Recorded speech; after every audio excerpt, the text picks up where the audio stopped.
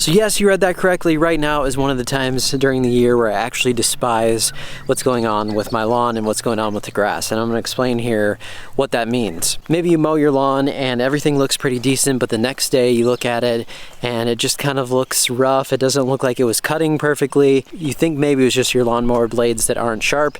But once you do a little further investigation, here's what you find. We're in that part of the season where the grass is wanting to go to seed and it wants to reproduce, and it puts out some seed heads on top of the grass. This is a natural process that happens because the grass is just like any other plant that wants to put out those seed heads and reproduce. But it gets very difficult to mow. As sharp as your blades can be, it doesn't really make a difference because there's these stemmy, stocky pieces in there. Let's take a look at some various grasses and what's going on.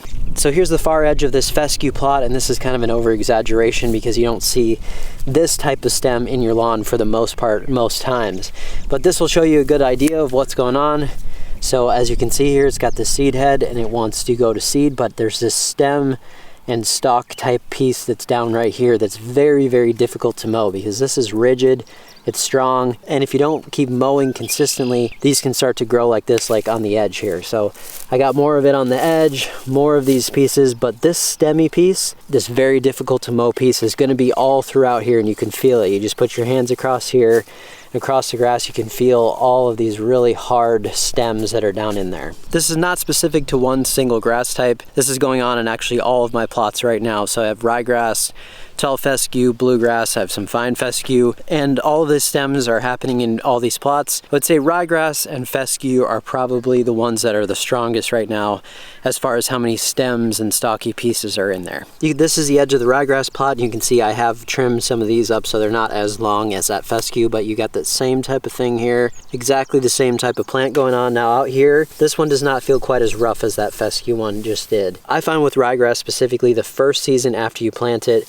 so if this was done in the fall, then usually the stems can be quite aggressive, and it just depends on your weather too. We've had a lot of rain, so it's given this ample opportunity to be pretty much lush here in the spring. But this one is not so bad after it gets more mature and you start training it to tell it that we're not in this for seed production, we're in this to be a lawn. The other thing that I found over the years is that the lower that the grass is, the more that you're gonna have to consistently mow it. So up on my front yard, 3/4 of an inch for the mowing height there on the ryegrass, and because you're mowing that so often, I don't find the stems to be nearly as bad on that low cut stuff. They are still there, but it's not as aggressive. The higher that you go and the more that you don't mow consistently during this phase, I find the more that it's trying to go into that reproductive phase, and you're gonna get more of these stalks and stems. Let's also take a quick look at a bluegrass plant here. A lot of people confuse the seed head on bluegrass for Poa annua. Poa annua is a type of bluegrass, it's annual bluegrass. So the seed heads do look somewhat similar, but they're gonna be slightly different. So right now on this bluegrass plot here, I'll show this picture, but you'll definitely notice that this is going to seed now too,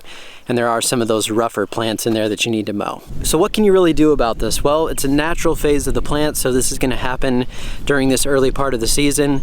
And like I said, some years are worse than others. I would say right now, this is one of the worst times that I've seen for a while.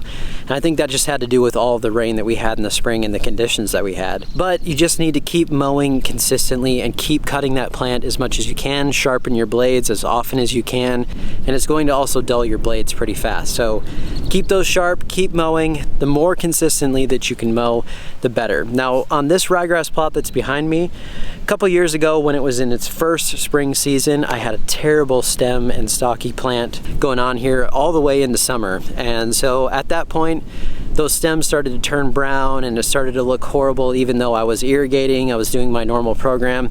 So what I found during that season was that actually scalping it down about midsummer, which is definitely not usually recommended on cool season grass, but I couldn't figure out anything else to do. I set my mower as low as it would possibly go. I mowed through there and then I brought the height back up to about 2 inches, and it started to recover. And in only about a month's time, it was looking way, way better.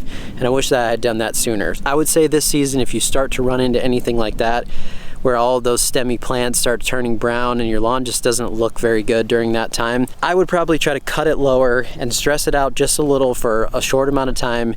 in order for that recovery to happen. That's really the only way I've found that you can get out of this phase and to start the recovery, even though it's not during an ideal time of the season. One other tip I would say is that we're getting to that time of year also where we're almost to Memorial Day, and in the Midwest, that usually means the flush of that spring growth has happened, and then the plant has used all that energy to put out all that top growth. After that happens is when you want to put out your fertilizer application. Somewhere right around now, it just depends if you've had that flush of growth happen. It's going to depend a lot on weather conditions, and it's not the same year to year, but we're getting close to that point here where all of that extra top growth is about done.